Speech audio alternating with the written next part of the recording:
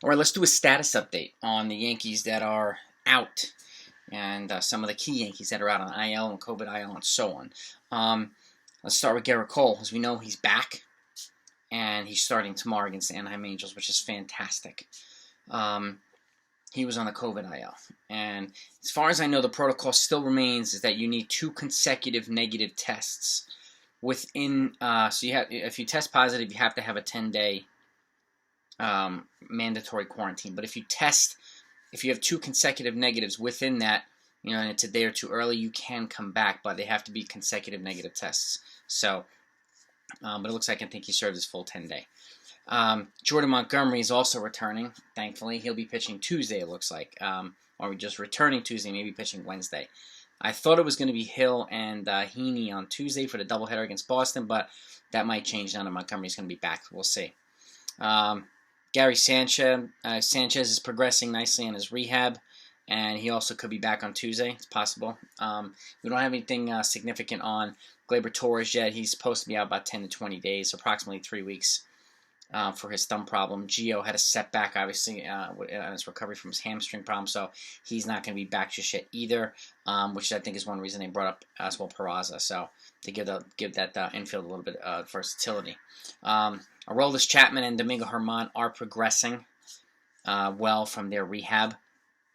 I think Germán inflammation in the shoulder. Chapman, I think it was elbow inflammation or shoulder inflammation. But Luis Severino did have a setback the other day in his warm-ups. I mentioned it before. He wasn't feeling right, so they're actually sending him to New York for an MRI on his shoulder. And they're recovering from Tommy John.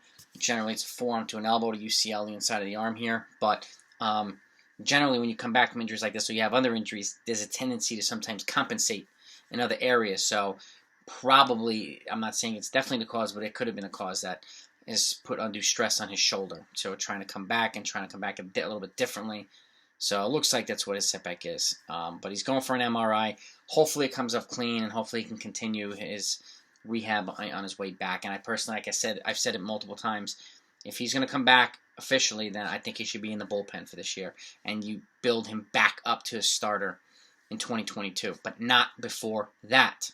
Okay, for reasons like this. He's had multiple setbacks already in his comeback. So, and he hasn't really pitched officially in a game in almost 3 years. So, you have to be, on point with it. And we'll see what happens there. And lastly, Anthony Rizzo. He's actually going to work out with the team on Monday. So, it looks like he's on his way back too. Get back into baseball shape.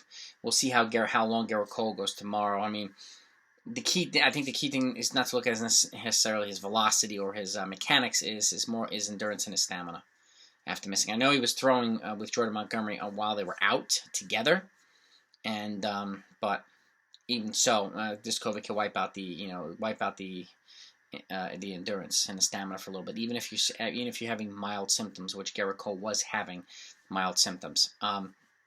So those are the major updates I have right now. I don't have anything yet on official on Gio because of the setback.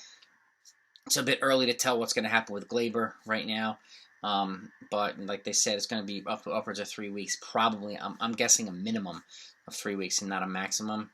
But these guys, I mean, this is encouraging. I mean, it's 1, 2, 3, 4, 6 guys potentially coming back in the next week or so.